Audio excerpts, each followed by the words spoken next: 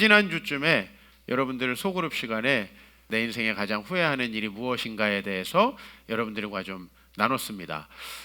여러분들이 많은 고백들을 이렇게 해주셔서 제가 그 고백에 대해서 상당히 공감하고 이렇게 나누게 되었는데요. 후회할 만한 일들에 대해서 여러분들이 참 많은 것들을 가지고 계시더라고요.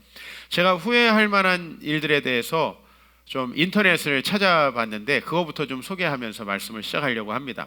남자가 은퇴할 때 후회하는 25가지라는 책이 있더라고요. 그래서 은퇴남 1000명이 들려주는 은퇴 순간의 진실, 이런 부제가 달려 있어요. 이런 것들을 좀 후회하더라고요. 은퇴할 때 악기 하나쯤 연주할 수 있었더라면, 뭐 그런 것도 후회하고, 또 인생의 한창 때 나만의 시간을 가졌더라면, 또 노는 만큼 성공한다고 했는데 너무 놀지 못한 것도, 또 돈 버는 기계로 살았던 것도, 또 성급한 대박을 쫓았던 것도, 그리고 자식에 대한 투자에 너무 많은 것을 했던 것도 은퇴하는 사람들이 좀 후회하는 것 중에 하나였고요. 아내와 함께 노는 기회를 많이 놓쳤다, 이런 것도 이제 후회하고, 그다음에 평생 친구 3명쯤은 만들어 두었어야 하는데 친구를 두지 못한 것에 대해서 후회합니다. 그렇죠. 이거를 제가 거꾸로 한번 해보면 이 은퇴하는 사람들이 악기도 하나 제대로 못했고, 그 다음에 나만의 시간도 갖지 못했고, 또 놀지도 못했고, 또 자식에 무한정 투자하면서 별로 열매도 거두지 못했고, 성급한 대박을 쫓다가 실패했고, 그리고 친구를 많이 두지 못했고, 아내와도 놀지 못했다.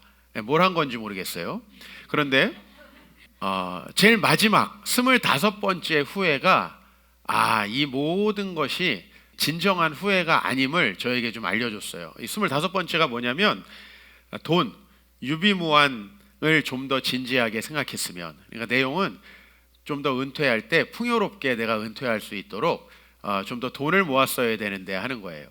여러분, 그 마음으로 살았기 때문에 거꾸로 돌아가면 자기만의 시간 못 가졌던 거예요. 그 돈 때문에 놀지도 못한 거고, 그 돈 때문에 돈 버는 기계로 산 거고, 돈 때문에 성급한 대박을 쫓았던 거고, 돈 때문에 아내하고도 못 논 거고, 자식이 어떻게 하면은 돈을 많이 벌게 할까 하고 무한정 학원에다 애들을 보냈었던 거고요. 그리고 친구도 만들지 못했고, 아내하고 진지하게 노는 시간 한번 갖지 못했던 거예요. 다 돈 때문에, 돈이 가장 중요하니까 이런 후회를 하면서 제일 마지막 후회는 또 돈이 없는 거였어요. 얼마나 이게 말도 안 되는 것인가. 사람들이 이런 질문을 해요. 목사님, 결혼하면 후회합니까? 아니면 결혼 안 하는 게 후회합니까? 그죠? 이런 질문을 많이 해요. 또 목사님, 한국에서 사는 게 더 나을까요? 목사님 많이 다녀보셨잖아요. 외국에서 사는 게 나을까요? 뭐 이런 얘기해요. 목사님, 대학원 가서 공부를 더 많이 하는 게 좋을까요? 아니면 바로 취업하는 게 좋을까요? 어떻게 해야 제가 후회하지 않는 결정을 할까요? 뭐 이런 얘기들을 많이 합니다. 뭐 그걸 다 알면은 돗자리 깔죠. 그렇죠? 사실 이런 질문을 하시는 분들 대부분은 100%예요. 후회하는 인생을 살아요. 왜냐하면 자기가 결정하는 모든 것이 어디로부터 나오는지를 잘 모르더라고요. 사람의 결정은 그 결정 자체가 문제가 아니라 그 결정의 이면에 있는 자기 생각들, 자기가 더 중요하다고 생각하는 것들이 반영되어서 결정을 하게 돼요. 그렇죠? 그래서 자기가 그 중요하게 생각하는 것들을 바꾸지 않는 한은 어떤 결정을 해도 똑같은 결과가 찾아와요. 자, 여기서 결혼을 하는 게 좋을까, 안 하는 게 좋을까, 뭐예요? 결혼을 하는 게 더 내가 풍요롭게 잘 살 수 있어요? 아니면 안 하는 게 더 잘 살 수 있어요? 이거잖아요. 이렇게 자기중심적인 사람은 결혼을 해도 안 해도 하나님이 결코 복을 주실 수가 없고요. 하나님의 복을 누릴 수도 없다라는 거예요.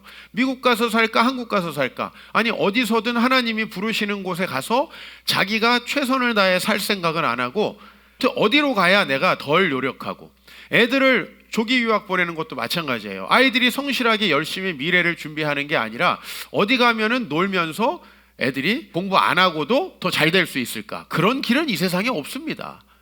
미국이 얼마나 학벌주의 사회인지 여러분들 미국 가보시면 또 알 거고, 뭐 한국은 살아보셨으니까 알 거고, 다 마찬가지입니다.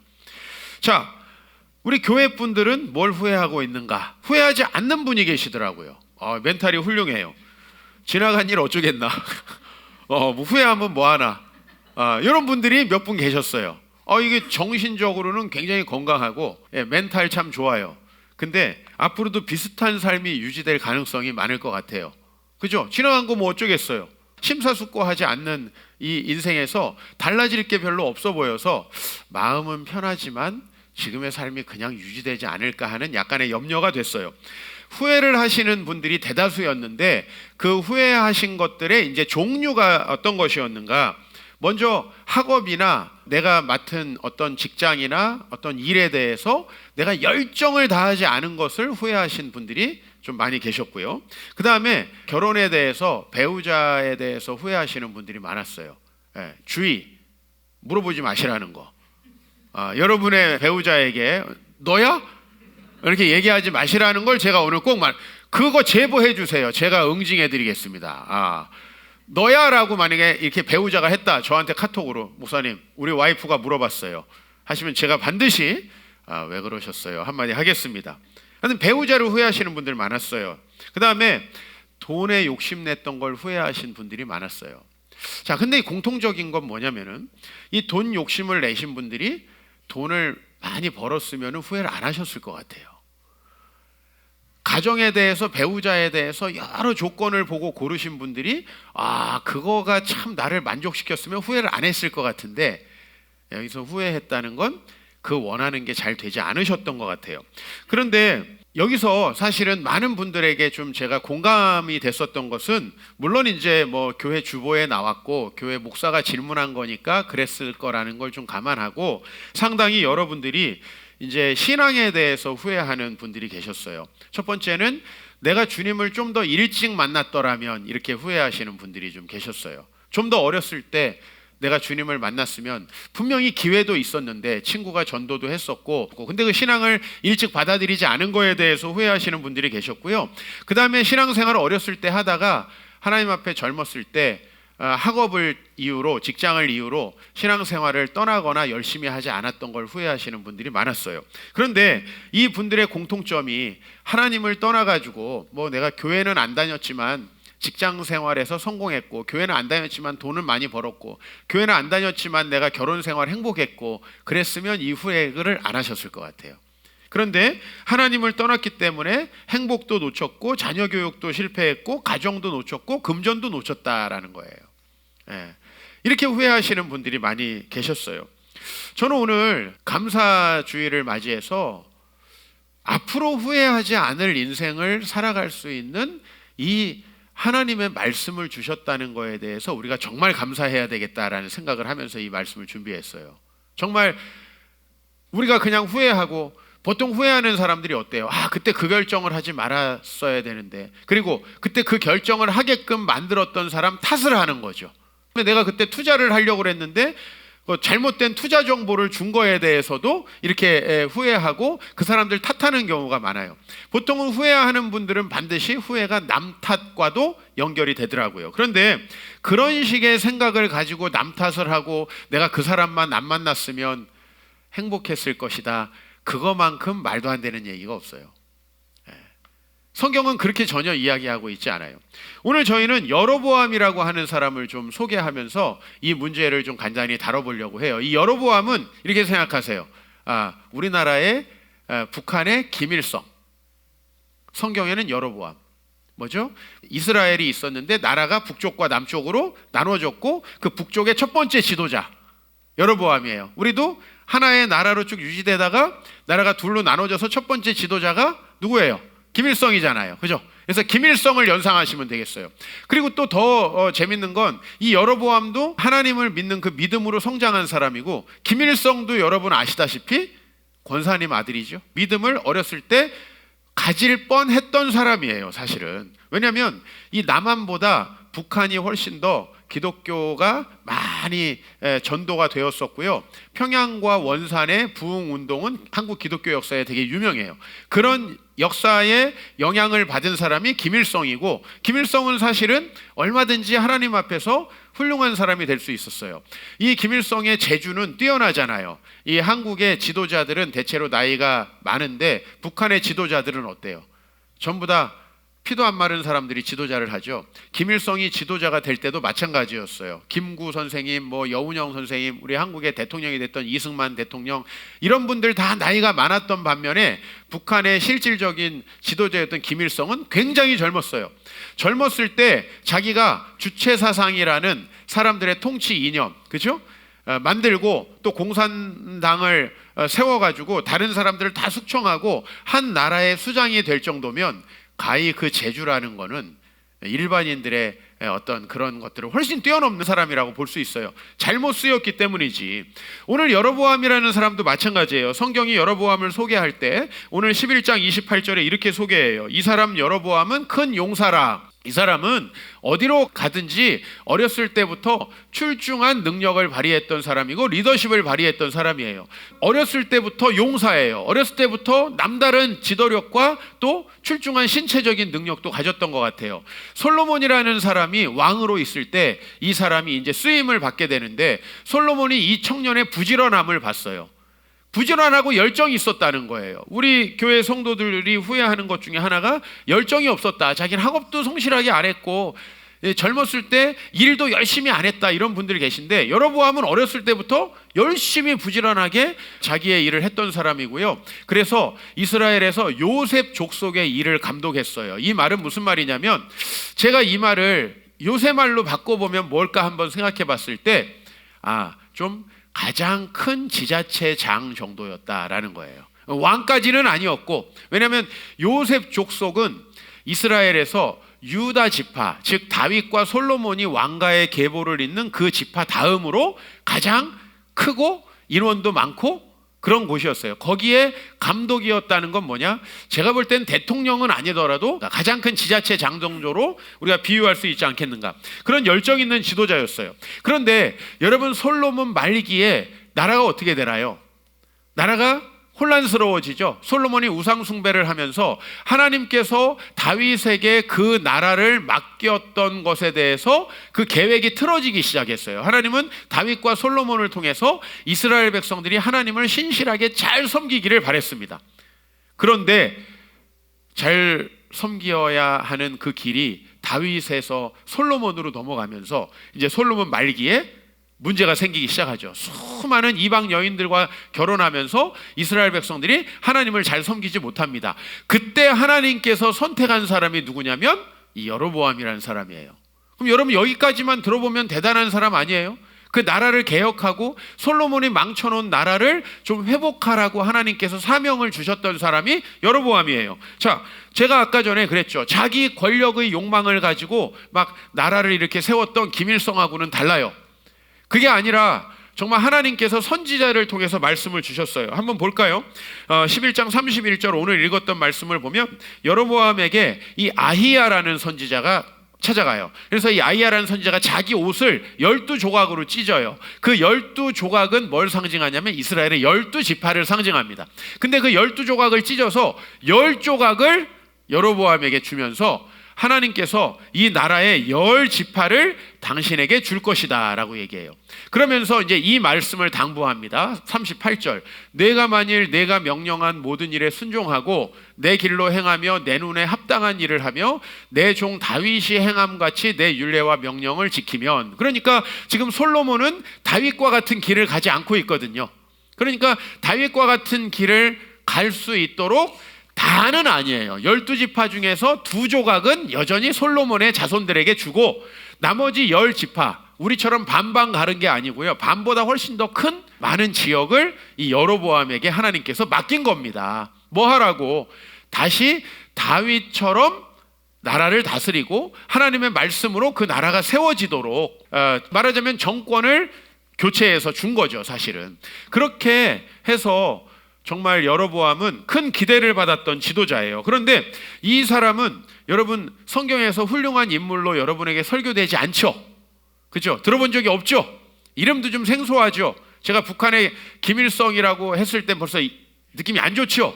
그죠? 왜냐하면 이 사람이 했던 정책은 아주 악한 정책이었고, 그래도 지금 김일성은 3대까지 갔는데 이 사람은 바로 2대 때 망합니다. 마치 중국의 진시 황제가 이 중국의 춘추전국 시대를 끝내고 천하를 통일하잖아요. 근데 진시 황제의 천하 통일이 바로 그 아들인 호해라는 사람 때에 바로 그냥 끝나버려요. 그래서 다시 나라가 수많은 난으로 인해서 막 흩어져 가지고 여러 나라들이 싸우다가 이제 한 나라 유방, 이 고조가 한 나라를 건국하게 되죠. 그런 것처럼 이 여로보암도 금방 이 왕조가 아들 대에 몰락하게 되는데, 그 이유가 뭐냐면 첫 번째로 여러분 12장으로 가보면은 12장에 여로보암이 금송아지를 2개를 만들어요.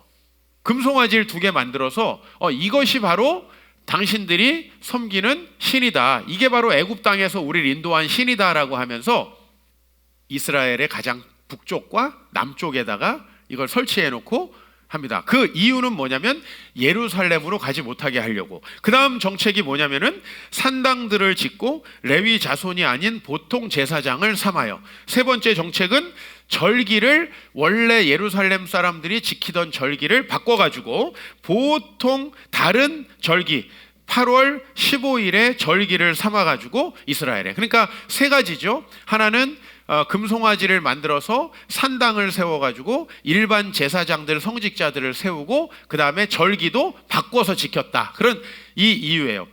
이 여로보암은요 정치적으로 보면은 감각이 뛰어난 사람이에요. 왜?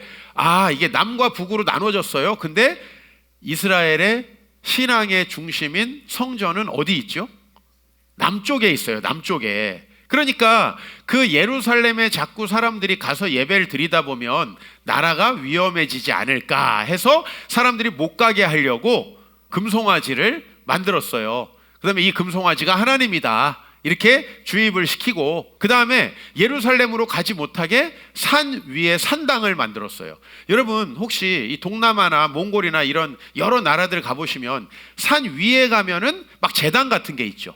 우리도 만이산 첨성대 가도 제단이 있고 지리산 가도 노고단이라는 데가 있죠. 이렇게 산 위에서 사람들은 제사를 드리던 풍습이 있잖아요. 이런 풍습이 이 가나안 땅에도 있었어요. 그래서 그 산당을 꾸며가지고 거기다가 그 다음에 또 이제 레위인들을 제사장으로 삼으면요, 이 레위 제사장들은 전부 다 누구 정권 휘하에서 일하던 사람이에요? 네. 다윗 정권 휘하에서, 솔로몬 정권 휘하에서 일하던 사람이에요. 그러니까 다윗과 솔로몬과 관계되어서 그들이 세웠던 강요들, 종교 강요들을 다 잘라버린 거예요. 그래서 레위 사람들은 전부 다 예루살렘으로 가게 만들고, 원래는 레위 사람들은 이스라엘 전역에 흩어져서 살았어요. 근데 전부 다 가게 만들고, 그 다음에 절기도 옛날 방식으로 지키면 자꾸 다윗 왕 때 이랬는데 이럴 거 아니에요. 솔로몬 왕 때 이랬는데. 그러니까 그거를 아예 기억을 지우기 위해서 날짜도 바꿔버린 거예요. 자, 정치적으로는 굉장히 뛰어납니다.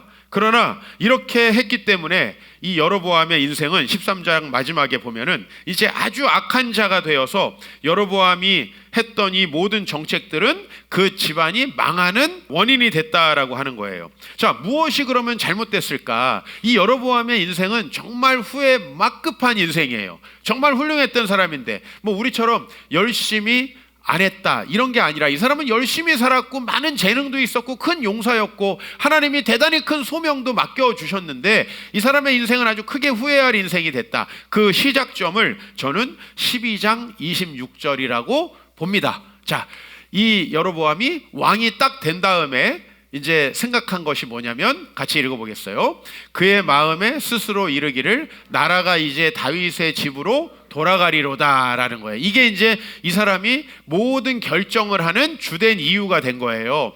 자, 분명히 아히야 선지자는 이렇게 말했어요. 내가 12조각 중에 10조각을 찢어서 당신의 손에게 준다. 왜? 솔로몬이 사명을 감당하지 못했기 때문에 너는 다시 다윗처럼 이스라엘 왕으로서의 소임을 잘 감당하라 하고 줬어요. 그러면 이 사람은 뭐가 초점이어야 될까요?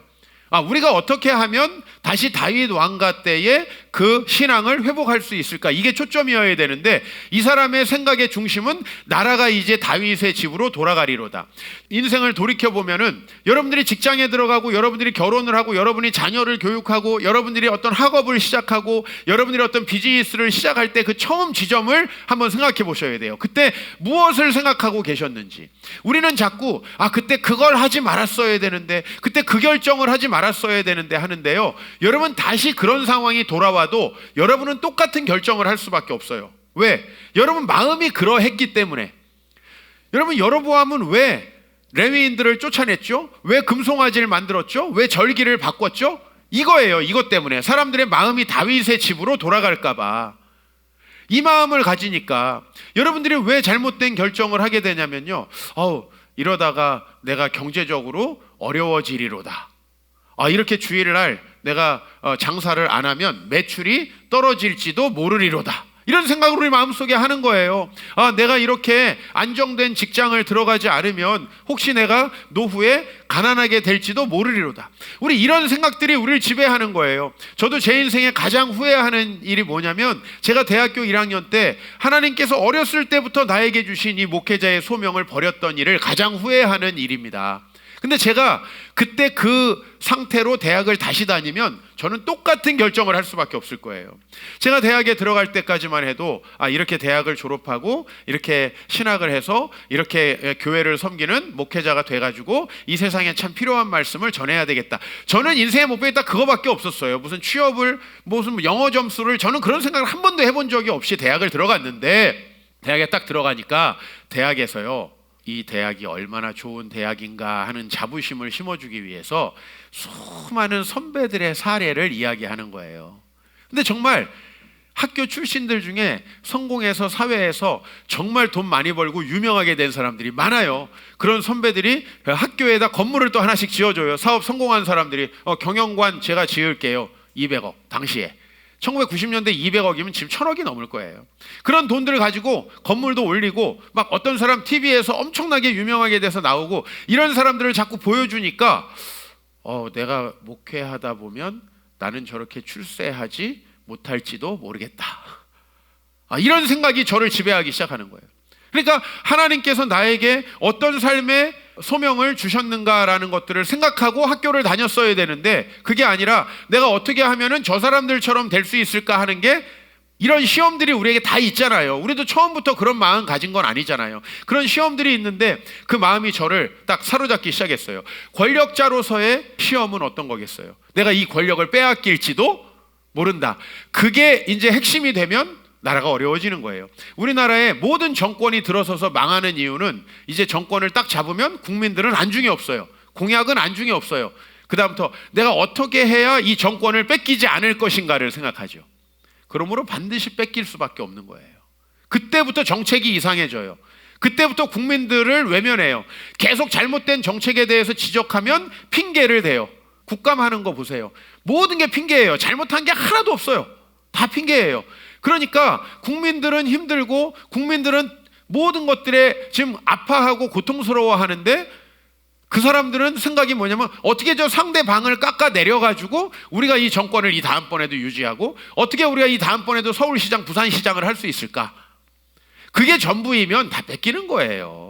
그게 오래가지 못한다는 거예요. 우리가 정치인들 욕할 거 없습니다. 여로보암은 정치인이니까 아주 정치적인 감각이 뛰어나서 나라를 어떻게 하면 뺏기지 않을까 머리를 굴리다가 나라를 뺏겼다. 이게 이제 오늘 설교의 핵심이에요. 그렇다면 여러분, 우리가 가장 소망을 둔 게 뭔가요? 우리 어머니들은 주로 뭐에다가 인생의 초점을 두나요? 어떻게 하면 내 자식이 잘 될 수 있을까? 여러분, 그 마음으로는 아이들을 한국에서 키워도, 미국에서 데려가서 조기 유학을 시켜도 다 잘못될 수밖에 없는 거예요. 어떻게 하나님께서 나에게 주신 자녀를 하나님의 부르심 따라 키울 수 있을까? 어떻게 선한 영향력을 미치는 소중한 존재로 키울 수 있을까? 이게 아니라 어떻게 내 자식이 잘 될 수 있을까? 이렇게 해서 학군 따지고 못 따지고 이런 부모 치고 자녀들 성공했다고 하는 사람 내가 들어본 적이 없어요. 이건 너무 뻔한 길이에요. 왜? 하나님은 그 아이에게 가지고 있는 소망이 있어요. 여러분이 학교에 들어가고 직장에 들어가고 결혼을 해서 후회해야 할 만한 일이 생겼던 이유는 다 뭐냐면, 여러분 마음 중심에 이 여로보암이 이제 나라가 다윗의 집으로 돌아가리로다라고 생각하면서 살았듯이, 우리가 우리의 마음 중심에 하나님이 아니라 다른 여러 가지 내 목적과 계획들이 서 있기 때문에 우리가 앞으로 후회할 결정들을 하게 된다는 거예요.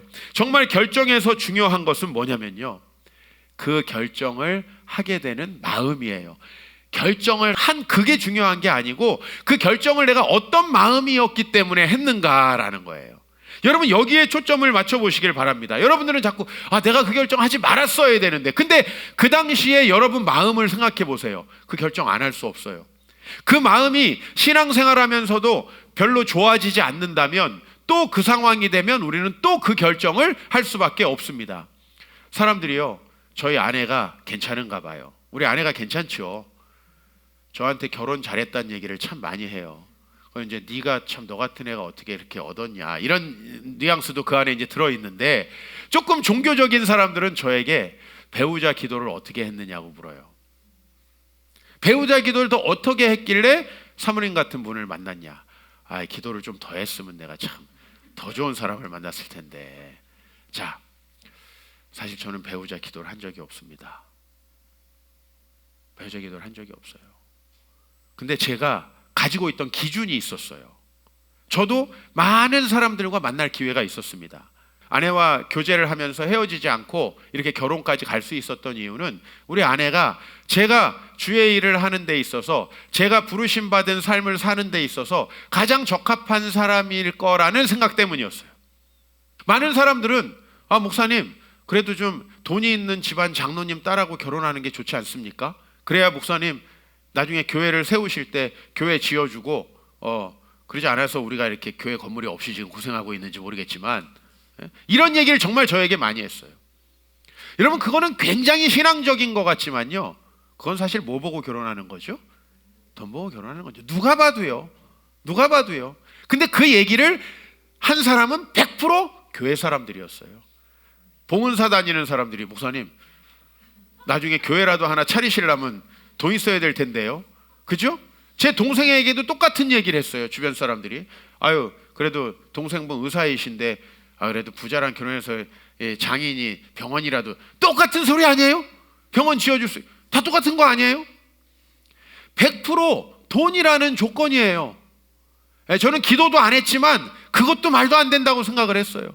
제가 한 건 뭐냐면 그냥 열심히 주의 일을 했고요. 그때 제가 우리 아내를 만나고 있을 때 저와 함께 신앙생활 했던 사람들이 제 증인이에요. 저는 그냥 제 사역을 열심히 했고, 제 사역을 열심히 하면서 만남의 기회가 있을 때 어떤 사람이 하나님께서 나에게 주신 사람이고 내가 내 평생의 사명을 감당하기에 가장 좋은 사람인가. 왜 저도 남자인데 더 아름다운 사람이 눈에 안 들어왔겠고, 왜 저도 인간인데 돈이 더 많은 사람들의 조건이 끌리지 않았겠어요. 여러분, 그런 것들이 근데 제 마음속에 있지는 않았어요. 그게 저의 기도였어요. 그렇기 때문에 저는 우리 아내를 만날 수 있었고, 제가 결혼을 해가지고 한 해 한 해가 더 지날수록 아내에게 더 만족할 뿐 아니라 참 내가 결혼을 잘했구나라는 생각을 하게 되는 것 같아요. 기도하지 말라는 얘기를 제가 오늘 여러분에게 드리는 게 아니에요. 여러분이 아무리 기도해도 그 기도하는 마음이 돈에가 있고, 그 기도하는 마음이 더 좋은 사람을 만나서 내가 한번 내 팔자를 펴보겠다, 아니면 내가 좀 더 좋은 직장에 들어가서 나는 일을 별로 안 해도 많은 복지를 누리고 싶다, 여러분 그런 생각을 가지고 살아가면 어디 가나 망한다는 거예요. 제가 미국에 자주 가잖아요. 여러분, 미국에 가면 정말 목회를 안 하고 계신 목사님들이 너무나 많고요. 목사님들 제 일 직업이 운전이에요.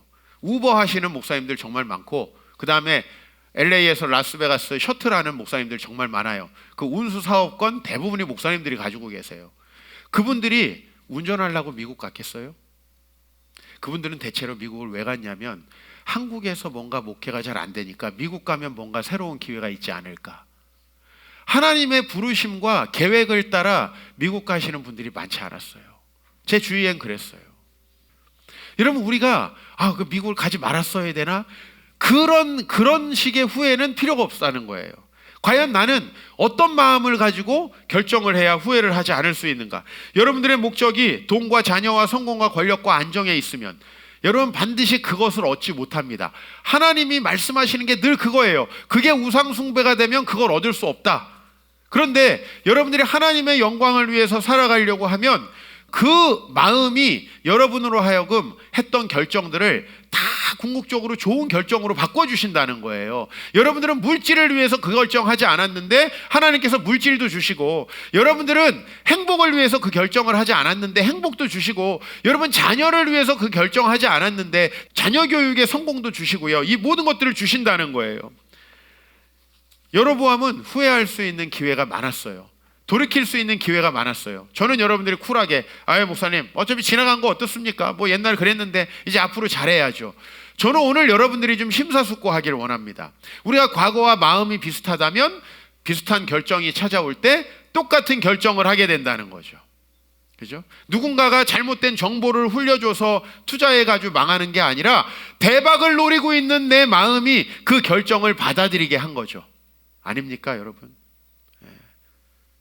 여러분들이 뭔가 후회하고 있다면요, 그것은 바로 여러분들이 우상숭배했기 때문이고 하나님 앞에 서 있지 않았기 때문이에요.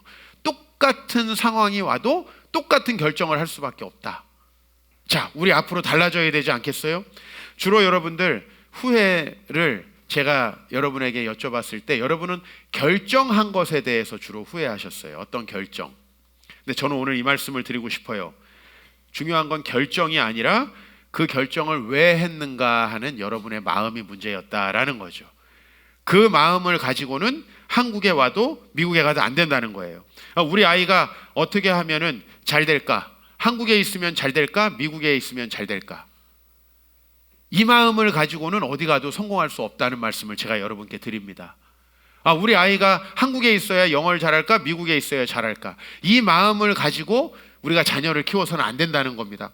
여러분들이 제가 참 이 후회하는 거에 대해서 들어보면 논 분들은 논 거에 대해서 후회하고요, 공부한 분들은 공부한 걸 후회해요. 뭐 어쩌라는 거예요? 근데 진짜 주 안에 있었던 분들은 하나님께서 주신 휴식도 감사하고 열정을 다해서 사역했던 것도 감사해야 하더라고요.